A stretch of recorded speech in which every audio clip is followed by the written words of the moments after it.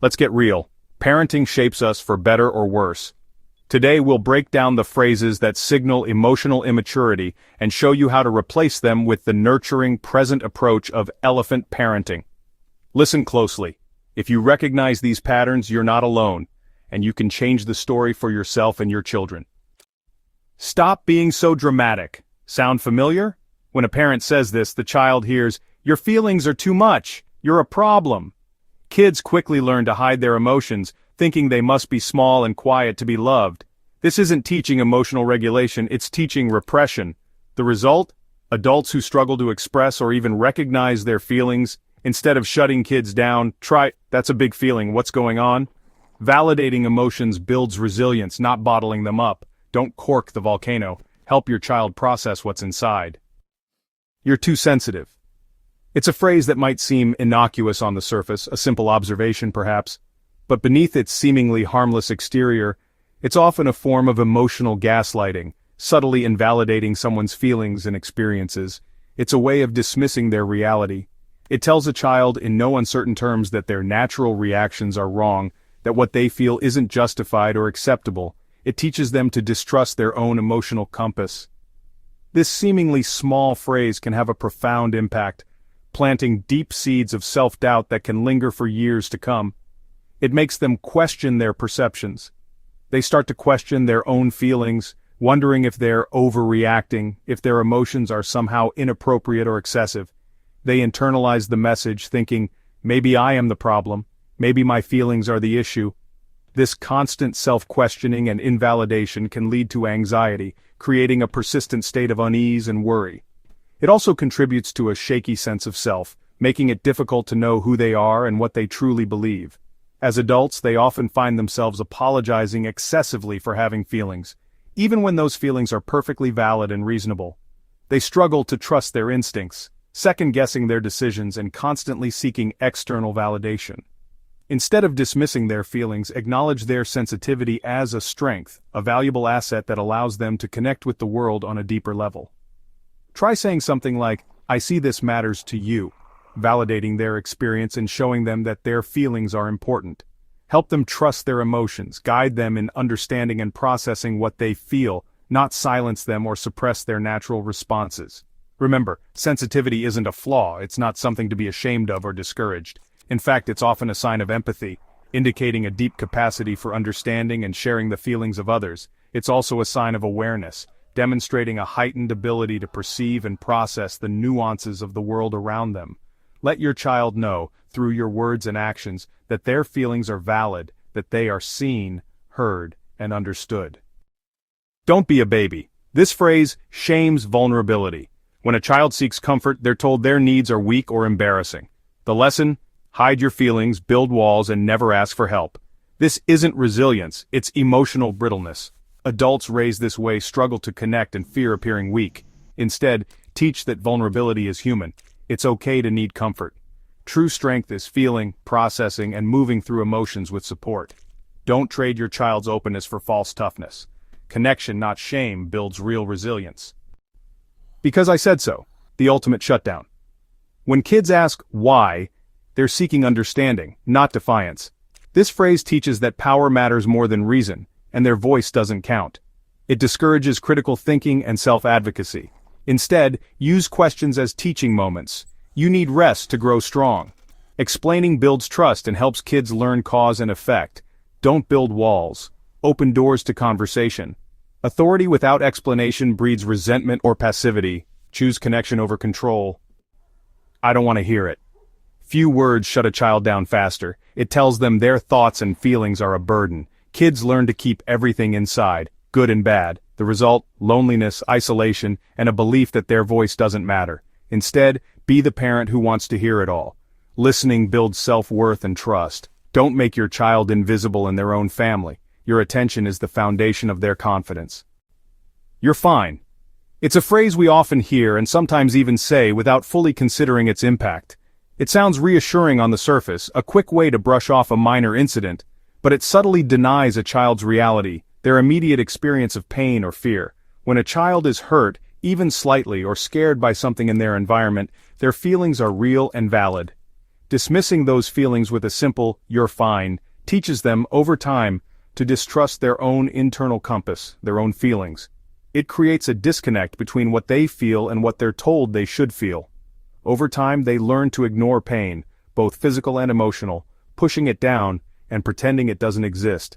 This pattern of suppression can continue into adulthood, leading them to suppress distress, anxiety, and sadness, often masking their true feelings even from themselves. True resilience, however, doesn't come from denying pain, but from acknowledging it, from allowing ourselves and our children to feel the full spectrum of emotions. It's about learning to move through difficult emotions, developing healthy coping mechanisms, and building the emotional intelligence to navigate life's challenges. Instead of dismissing their feelings, try saying something like, "That looks like it hurts, it's okay to cry, I'm here with you." Validate their experience by acknowledging their feelings, showing them that their emotions are important and worthy of attention, and show them how to cope with those feelings in a healthy way, teaching them strategies for managing their emotions and building resilience. Kids who hear "you're fine" too often, especially when they're genuinely not fine, grow up disconnected from their own needs, struggling to understand and articulate their emotions, and potentially developing unhealthy coping mechanisms. Don't rush them past their feelings. Instead, create a safe and supportive space for them to explore their emotions without judgment. Help them process and heal by listening empathetically, validating their experiences, and offering guidance and support. Emotional honesty, both with ourselves and with our children, is the path to self-care, to building strong and healthy relationships, and to fostering emotional well-being. Let your child know it's safe to feel, that all emotions are valid, and that you're there to support them through whatever they're experiencing. Big boys don't cry. Don't be unladylike. These phrases police emotions by gender. Boys learn to hide sadness. Girls learn to hide anger. Both lose touch with their authentic feelings. The result? Men who can't be vulnerable, women who can't set boundaries. Instead, allow all emotions. It's okay to cry, it's okay to be angry. Emotional expression is human, not gendered. Let your child be whole, not half of themselves.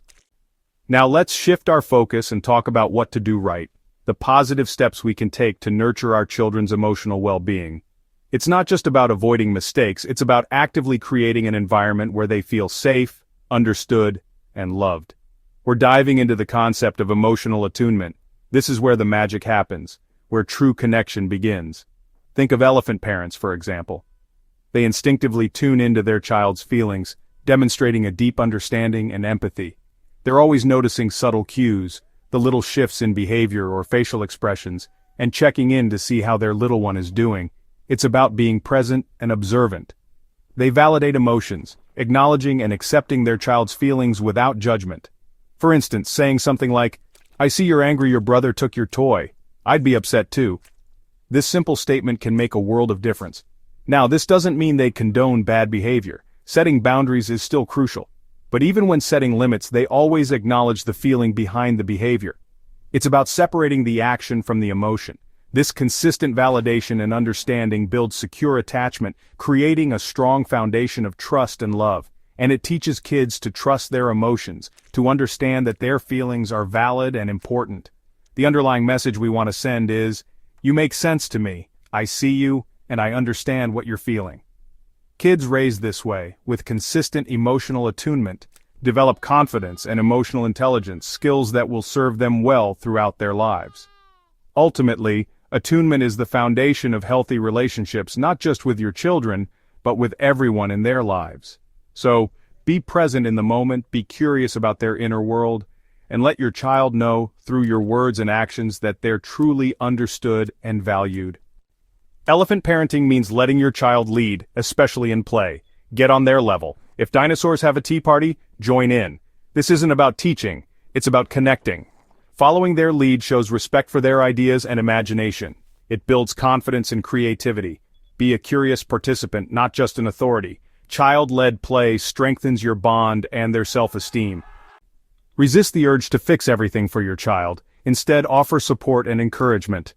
That puzzle is tricky. What have you tried? Let them struggle and succeed on their own. This builds resilience and self-efficacy. Be a coach, not a rescuer. Empower your child to solve problems, not depend on you for every answer. You're raising a problem solver, not a bystander. Don't bubble wrap your child, let them take safe, calculated risks. Scraped knees and small failures teach judgment and confidence. Be a safety net, not a cage. Project Trust. I believe you can handle this, and I'm here if you need me. Kids who take risks learn their limits and build independence. Overprotection breeds fear. Freedom builds capability.